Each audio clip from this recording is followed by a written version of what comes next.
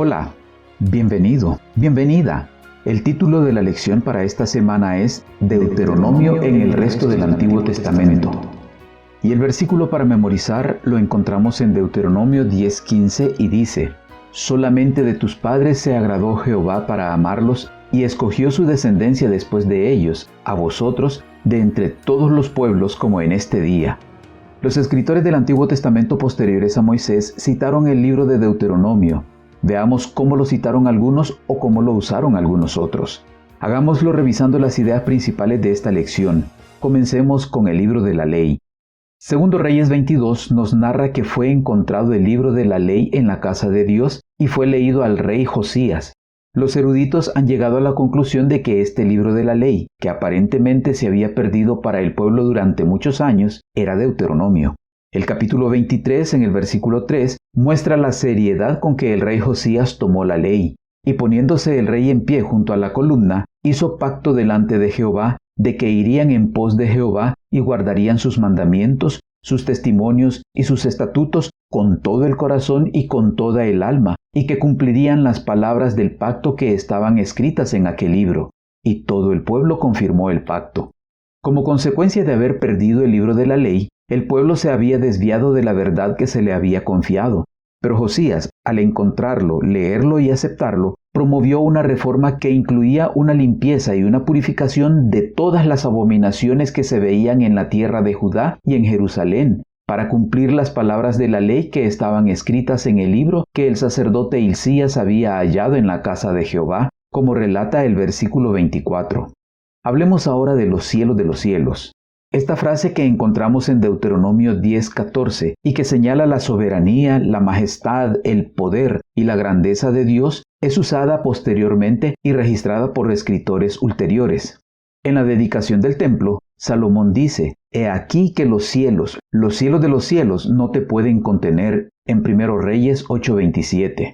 En Nehemías 9:3 se nos cuenta que leyeron el libro de la ley de Jehová su Dios, muy probablemente Deuteronomio. Y luego en el versículo 6, los levitas, alabando y adorando a Dios como creador, utilizaron la frase diciendo: Tú hiciste los cielos y los cielos de los cielos.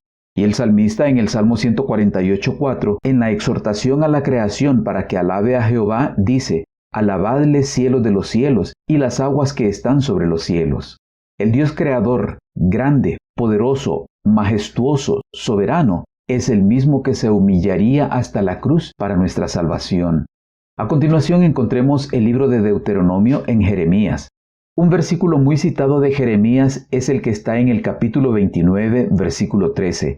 Y me buscaréis y me hallaréis, porque me buscaréis de todo vuestro corazón, que había sido dicho por Moisés en Deuteronomio 4:29. Mas si desde allí buscares a Jehová tu Dios, lo hallarás y lo buscares de todo tu corazón y de toda tu alma.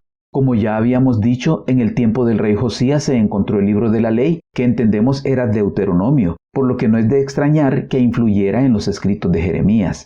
Jeremías, al igual que Moisés, y de seguro que en base al conocimiento de las leyes de Deuteronomio, instó al pueblo a vivir en obediencia, de tal manera que se respetara y tratara bien a extranjeros, huérfanos y viudas. De lo contrario, aun cuando Dios les había dado la tierra por herencia, permitiría que fueran deportados y que no permanecieran en el lugar que les había dado.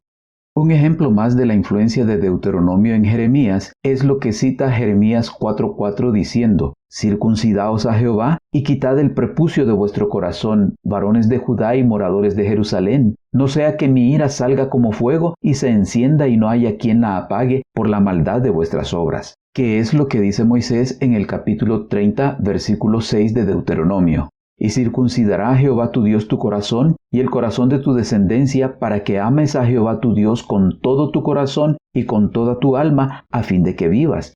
Consideremos a continuación qué pide Jehová de ti. Los profetas constantemente estaban apelando a la fidelidad del pueblo al pacto que Dios había hecho con ellos en el Sinaí y que había sido ratificado por medio de Moisés antes de entrar a la tierra prometida. Miqueas 6, 1-8, por ejemplo, registra el pleito, la disputa legal que Jehová tiene con su pueblo.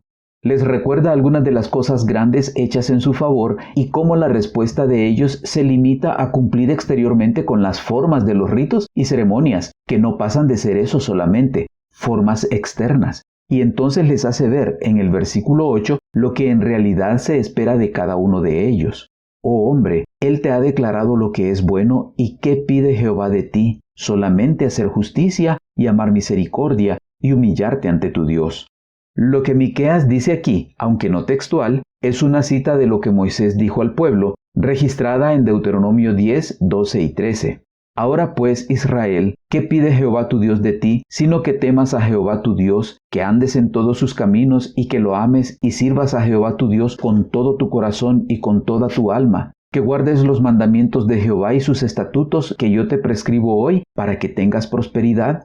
Es necesario reconocer que no es suficiente conformarse con las apariencias, las formas externas, sino es necesario ir más profundo y practicar desde el interior la justicia, la misericordia y la humildad, que hacen sabio y entendido a quien las practica para vivir en armonía con Dios y los semejantes.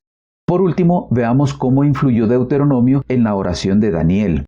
La encontramos registrada en el capítulo 9 de su libro, y en ella vemos el conocimiento y clara comprensión que Daniel tenía de lo que Moisés había señalado en el libro de Deuteronomio, que habría de suceder con el pueblo de Dios si no cumplía con su parte del pacto.